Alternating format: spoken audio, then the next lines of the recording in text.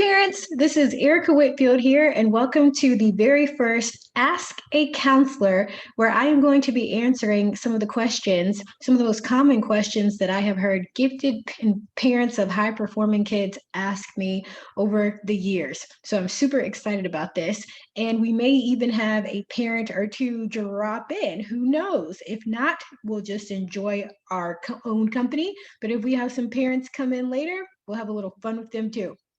All right. So let's go to our next slide.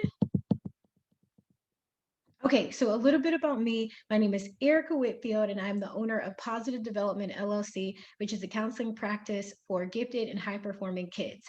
And at our practice, we really think all kids are gifted because every kid has special, unique characteristics, skills, and abilities that they may choose to share with the world. So we welcome all kids to us, but we specialize in really working with kids who have special talents in the arts. They're academically talented, or maybe they're just free thinkers. They think outside the box, and they're really going to move on and move forward to become the next generation of innovators and thought leaders. And we want to nurture that. So I'm a licensed mental health counselor, owner of Positive Development. I am also board certified in telemental health counseling and a certified therapeutic art life coach with over 10 years of experience working exclusively with children and adolescents, and also a past high performing student and now parent of a high performing student.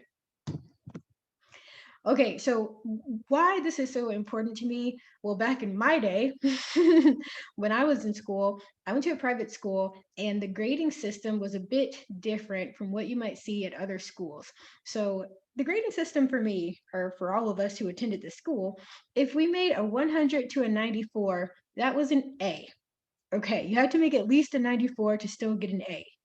If you made a 93 to an 86, you were in the B category. So yes, a 93, something in the 90s, was considered less than excellent. 85 to 76 was a C, 75 to 70 was a D, and don't you dare make anything in the 60s because you have failed. So I grew up with higher expectations that were placed on me, and have an idea of where a lot of our gifted and high performing students are coming from, and the high expectations that are placed on them, and also with the high expectations that they place on themselves. So it can be really intense. All right, a little bit about Positive Development. Here's some pictures of the office here. And we probably work with about 100 new kids a year, and we have our kids who keep coming back to see us. Okay, oh, and I've got to go back. This is our awesome intern team. We have Sydney, Desiree, and Matthew who help me do this work on a daily basis. Thank you, three. Okay, the first thing I want you to think about, parents, is where would you put your child on this line? So if we look at this line, we've got over to the left-hand side, functioning well with little to no issues, mild to moderate levels of stress, and then extreme stress leading to mental health concerns. So when you think about your gifted and high performing child, think about if you had to put them somewhere on the scale, where they would fall. I think I would put mine right in the middle. And it's interesting because there's kind of two sides to this idea of the stress that gifted and high performing students deal with. And one side of the argument is that gifted kids are so stressed out and they're more prone to mental health issues and depression and anxiety. But then there's another side of the argument that says, well, actually, if you look at the research, gifted kids aren't necessarily more likely to develop mental health issues. They're actually really high functioning, and they have a lot of support systems in place that protect them. So I find myself to be kind of in the middle of that argument.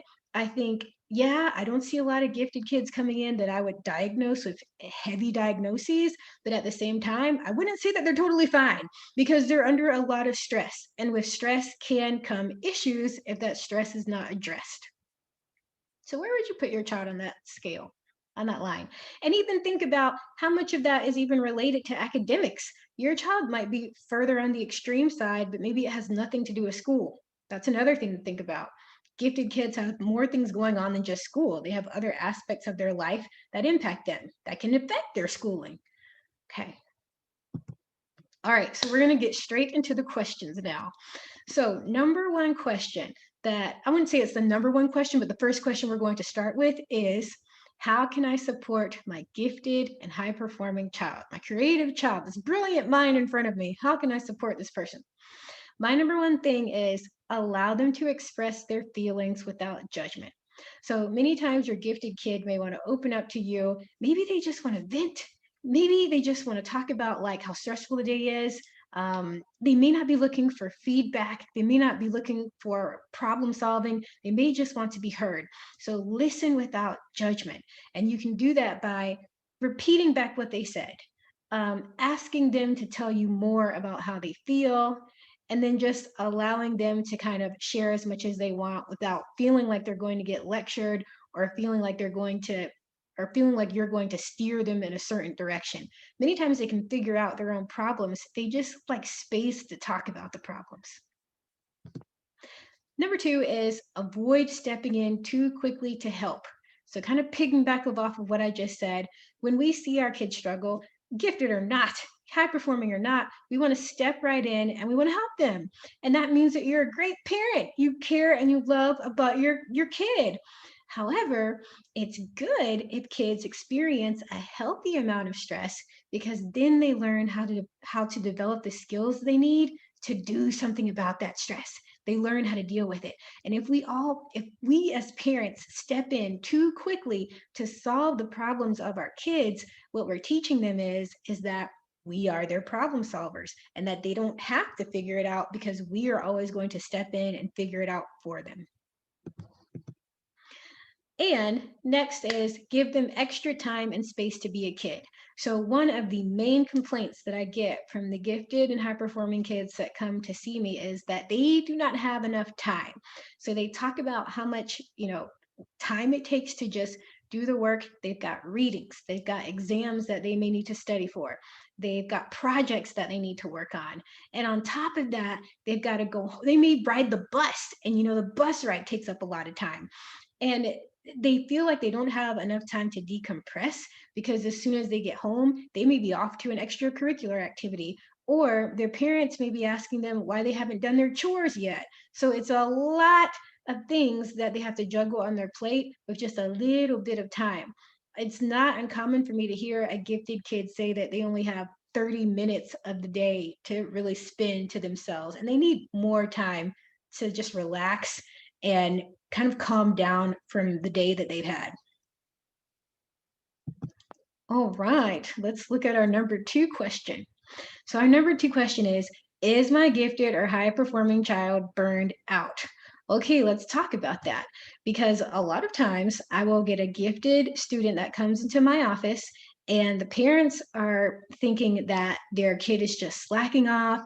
They're not focusing anymore. They're disorganized. That's a big one. Please help my child with their organizational skills. And what's really happening is this kid knows how to do all of those things. This kid knows what needs to be done better than the parent, better than I know what needs to be done, but they're just tired. They are experiencing academic fatigue and they need a break. And that's where you'll see a lot of that lack of motivation come in. So if you see your child procrastinating more than usual, they're not turning in their assignments, and their grades are declining, that could definitely be a sign of burnout, something that you need to be looking out for. Declining grades, like we just said. So if they usually bring in all A's, it may not be a big deal if they bring in a B, but if you see an F, again, maybe not a big deal at all. Maybe it was just a really difficult semester.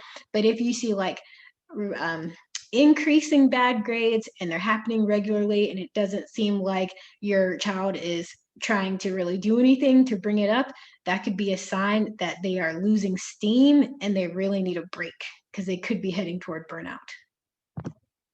Moodiness and short temper is also a sign.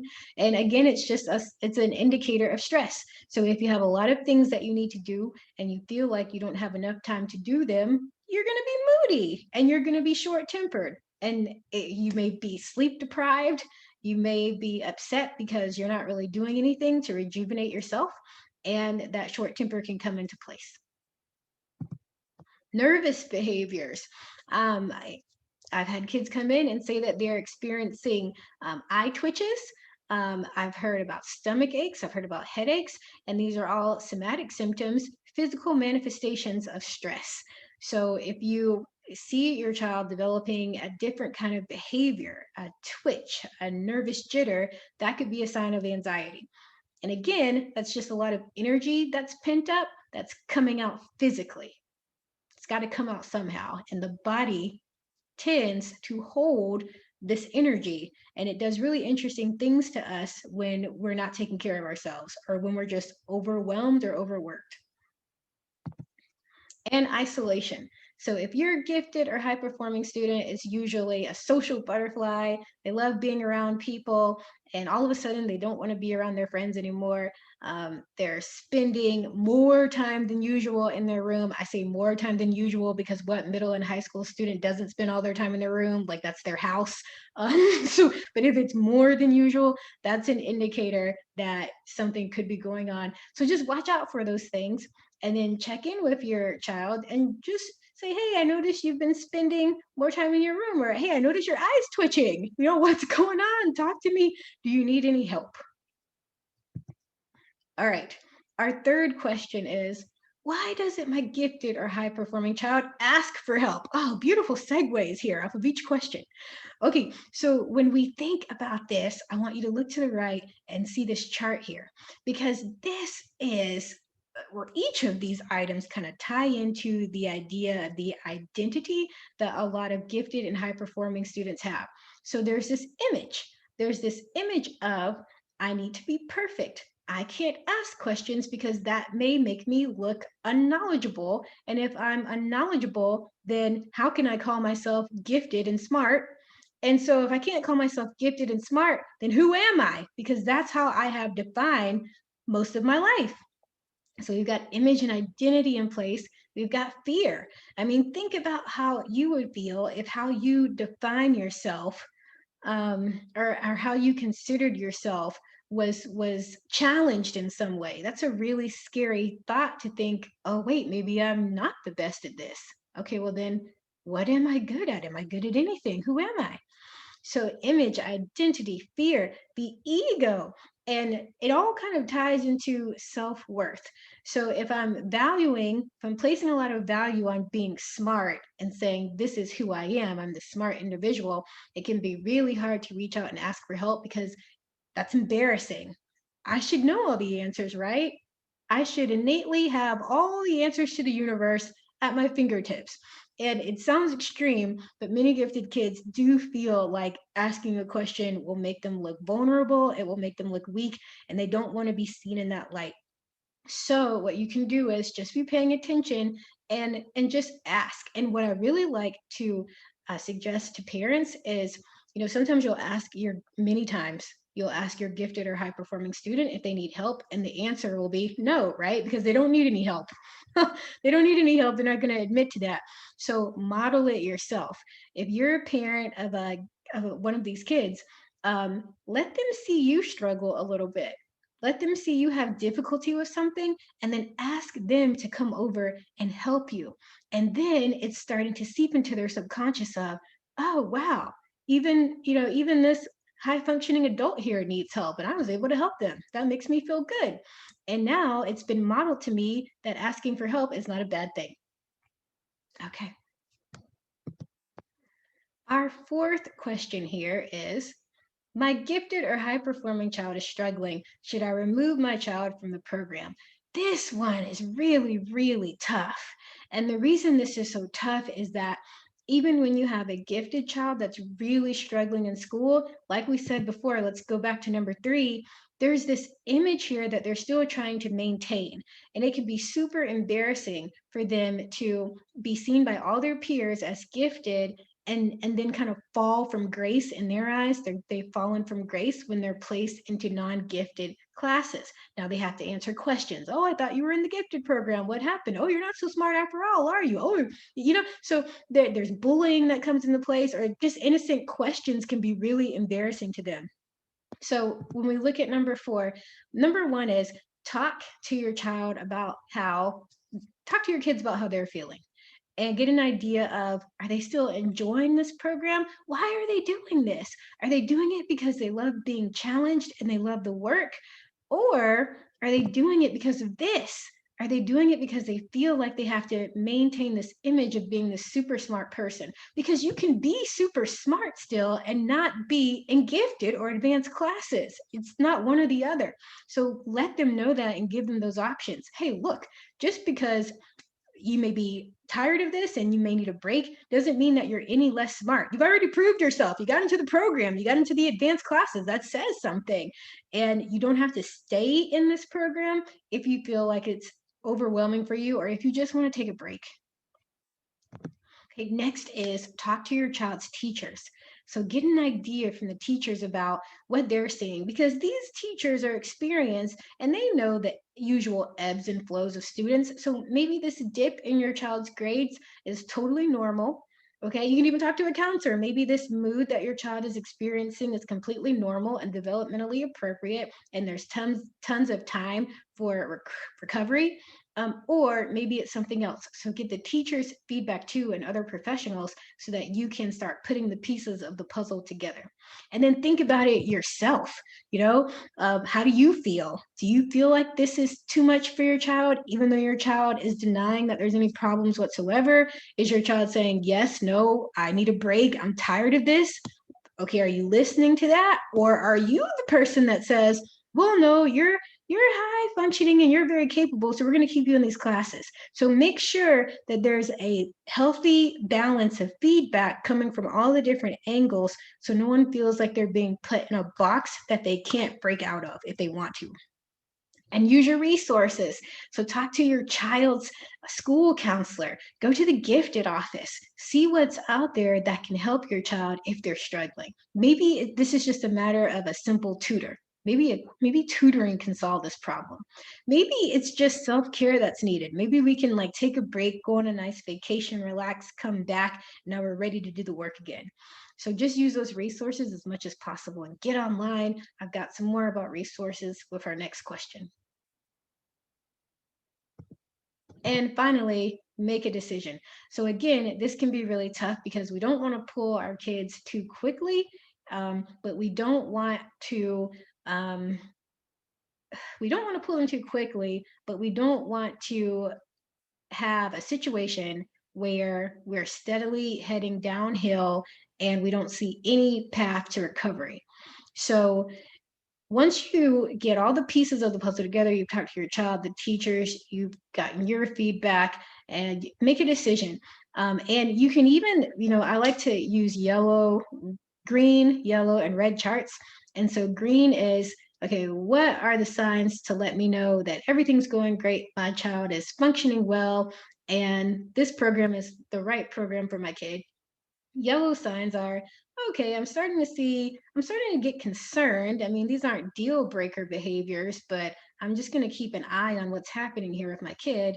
And then red is, okay, when I see these things, you're getting pulled out of this program because I want to make sure that your mental health is okay. And I want to make sure that you're on track to pass or whatever it is that your goals and priorities are. Just kind of have a mental organization of that, or you can even write it down. You can work on this with your child so they can give their input too of what their green, yellow, and red behaviors are. And then you guys can constantly check in with each other to make sure that this is still a good fit. Okay. And then 5, what are some great resources for parents of gifted and high performing children? So I love podcasts. There were so many great ones. There are too many to even list on here, but Google podcasts for parents of gifted children, and you'll have all kinds of different podcasts pop up, at least a good 6 or 7, and listen to some of those episodes because they have a lot of great information, and you'll feel a sense of community knowing that there are so many other parents like you and there's so many other kids like yours too that have some of these struggles, have some of these same wins, some of these same struggles. Your child's school is a resource. So again, talk to that school counselor, talk to the gifted office, check out the National Association for Gifted Children. This is an entire association in support of providing resources and just learning as much as possible and educating people about what it's like for gifted kids.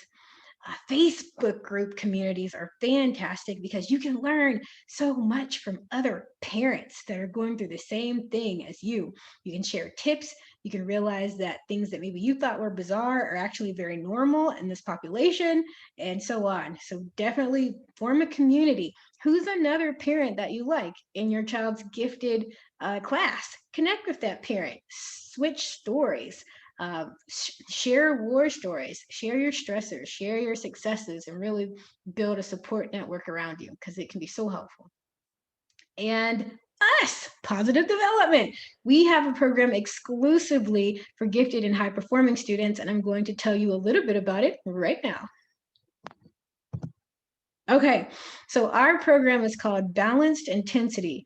And what Balanced Intensity is it's a 9-week coaching program solely to help gifted and high performing students. I'm going to scroll down a little bit here so you can see it. Help them balance school, life, stress, and self-care. And the whole point of the name is our gifted and high performing students lead really intense lifestyles, and they're not trying to slow down. So we're not going to make them slow down, but we are going to try to get them to learn how to incorporate self-care on their fast-moving journey. Okay, and why are we doing this? Because these are some of the main problems that we'll see if stress goes unchecked. Okay, so we'll see high stress, mood swings, declining grades, problems with focus. We can see that harmful perfectionism, doubt in abilities, fear of failure, lack of sleep, problems with friends, the not asking for help. I mean, when it gets really severe, you can see things like panic attacks and anxiety, depression, even self-harm, and that school avoidance. So with Balanced Intensity, what we do is it's a 9-week online program, and it meets for 45 minutes each week. And these are the main topics that we go over. Our first 3 weeks are really dedicated on managing time. So we look at what's on our gifted kids' schedule that's causing them stress, and then what can they move around, spend more time on, or spend less time on to really help them find a balanced schedule that fuels them through the day instead of drains the life out of them through the day. So how can we make those tweaks? And then in our next 3 weeks, we talk about expectations and high pressure.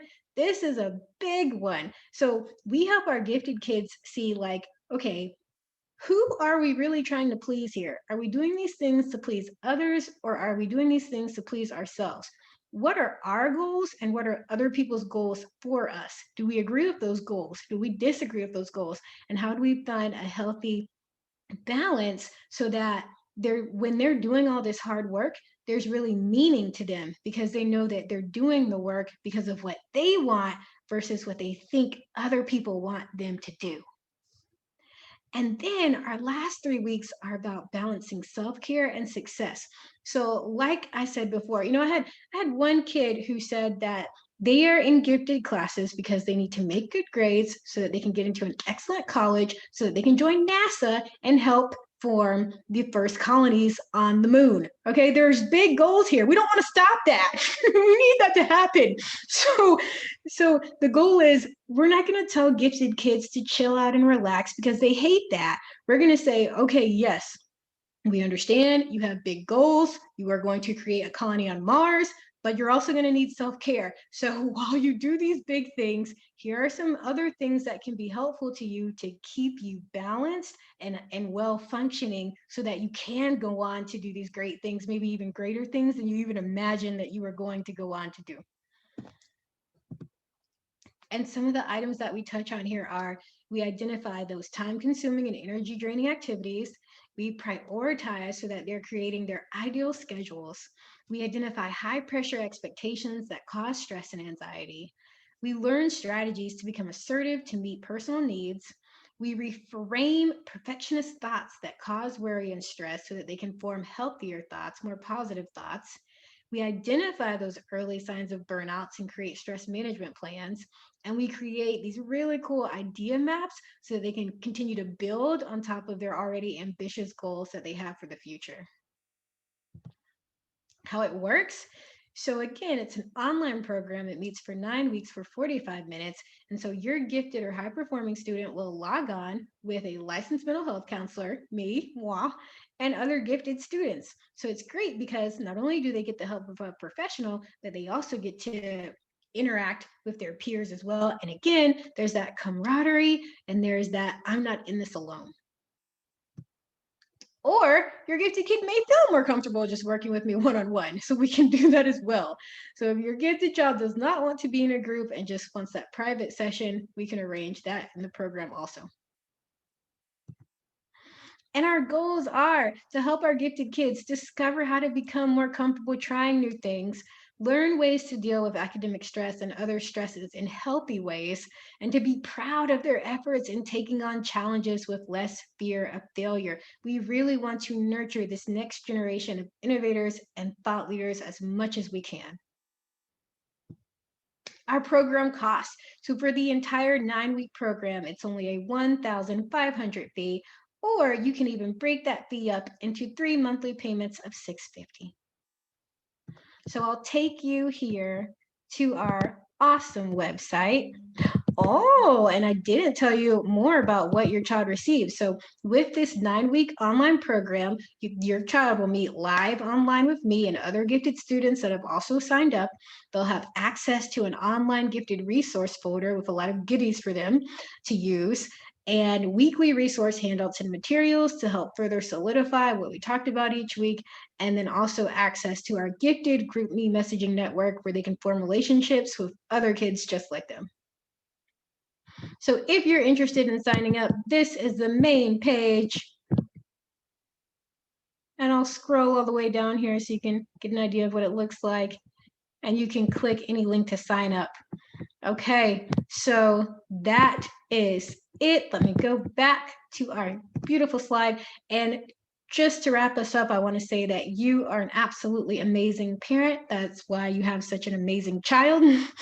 And so thank you so much for watching this webinar. And I wish you and your gifted and high performing student much success.